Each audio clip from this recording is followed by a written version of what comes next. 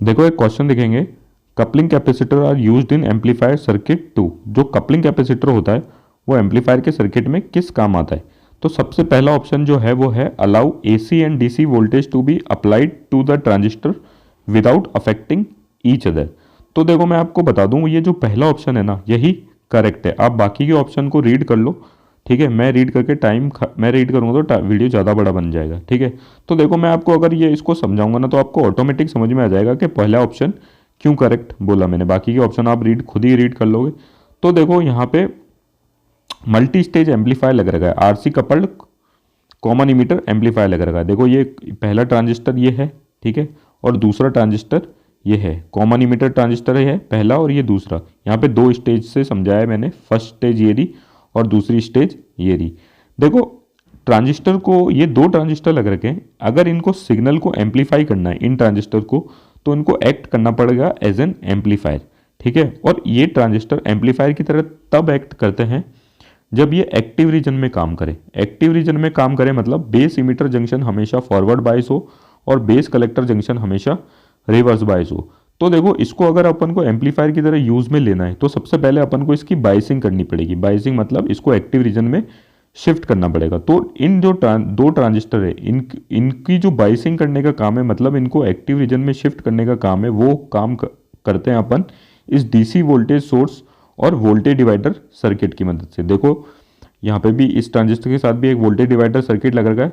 तो देखो ये जो डीसी वोल्टेज सोर्स है ना वो इस ट्रांजिस्टर की बायसिंग करेगा इस वोल्टेज डिवाइडर सर्किट की मदद से, ठीक है। वैसे ही इस डीसी वोल्टेज सोर्स की और इस वोल्टेज डिवाइडर सर्किट की मदद से इस ट्रांजिस्टर की भी बायसिंग हो जाएगी। मतलब ये दोनों ट्रांजिस्टर एक्टिव रीजन में काम करेंगे, मतलब ये दोनों ट्रांजिस्टर एक्ट करेंगे एज एन एम्पलीफाई, ठीक है।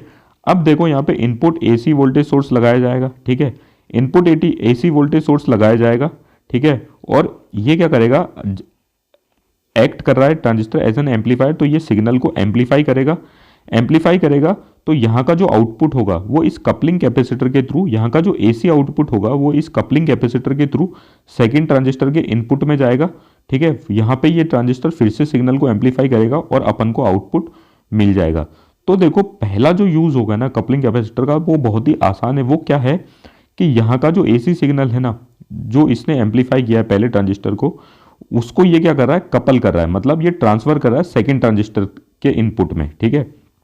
पहला यूज क्या होगा कपलिंग कैपेसिटर का, जो एसी सिग्नल जो पहले ट्रांजिस्टर ने एम्पलीफाई कर रहा है, एम्पलीफाई किया है, उसको ये फिर से भेज रहा है किसमें, सेकंड ट्रांजिस्टर के इनपुट में, ताकि ये फर्दर यहाँ पे एम्पलीफाई हो सके और अपन को आउटपुट मिल सके, ठीक है। पहला तो यूज ये हो गया। अब देखो दूसरा यूज क्या हुआ।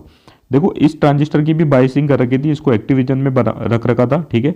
और इस ट्रांजिस्टर की भी बाइसिंग कर रखी थी। तो हुआ क्या, देखो यहाँ पे जब ट्रांजिस्टर की अपन ने बाइसिंग की थी, ठीक है, यहाँ पे जब ट्रांजिस्टर की बाइसिंग की थी तो यहाँ का पे जो डीसी वोल्टेज है, यहाँ पे जो डीसी वोल्टेज अप्लाई किया बाइसिंग करने के लिए वो भी एम्पलीफाई होगा, ठीक है। वो एम्पलीफाई होके मान लो यहाँ पे कैपेसिटर कपलिंग कैपेसिटर ना लगा होता तो वो भी एम्पलीफाई करके क्या होता, सेकंड ट्रांजिस्टर में पहुंचता और यहाँ की जो बाइसिंग कंडीशन है, यहाँ की जो बाइसिंग कंडीशन है उसको डिस्टर्ब कर देता।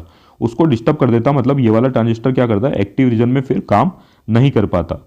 तो इसका ये काम भी है कपलिंग कैपेसिटर का कि ये जो डीसी वोल्टेज है वो उसको, ये कपलिंग कैपेसिटर उसको ब्लॉक करे ताकि वो सेकंड ट्रांजिस्टर में ना जाए और इसकी जो बाइसिंग कंडीशन है उसको डिस्टर्ब ना करे। तो जो कपलिंग कैपेसिटर है वो दूसरा काम ये करता है। अब देखो ये करता कैसे है, अपन को पता है कपलिंग कैपेसिटर है, कपलिंग कैपेसिटर है, ठीक है, मतलब सॉरी सिंपल कपलिंग कैपेसिटर है तो सिंपल कैपेसिटर है। तो कैपेसिटर की एक रिएक्टेंस होती है, मतलब जैसे कैपेसिटर की एक रिएक्टेंस होती है जिसका फॉर्मूला होता है 1/2πfc। अब आपको पता है कि जो डीसी वोल्टेज है उसकी जो फ्रिक्वेंसी होती है वो जीरो होती है। तो यहाँ पे जीरो रखेंगे तो यहाँ से आप देख सकते हो कि जो रिएक्टेंस होगी इस कपलिंग कैपेसिटर की वो क्या होगी, इनफाइनाइट। मतलब वो ये जो कैपेसिटर है वो इनफाइनाइट रेजिस्टेंस ऑफर कर रहा है किसको, डीसी वोल्टेज को। डीसी वोल्टेज को ये इनफाइनाइट रेजिस्टेंस ऑफर कर रहा है, मतलब ये अपने थ्रू पास नहीं होने दे रहा है। क्यों, क्योंकि इनफाइनाइट रेजिस्टेंस ऑफर कर रहा है मतलब कि एक्ट कर रहा है एज एन ओपन सर्किट।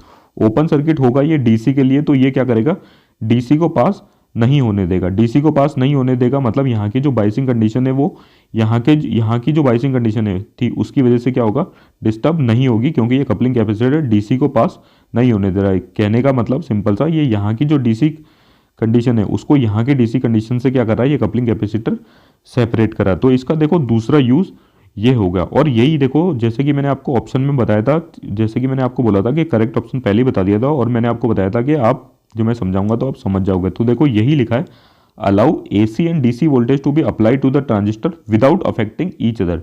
ये अलाउ कर रहा है कि AC और DC वोल्टेज अपन ट्रांजिस्टर पे अप्लाई करें और ये दोनों एक दूसरे को इफेक्ट ना करें। तो देखो यही इसका यूज़ होगा। Thank you.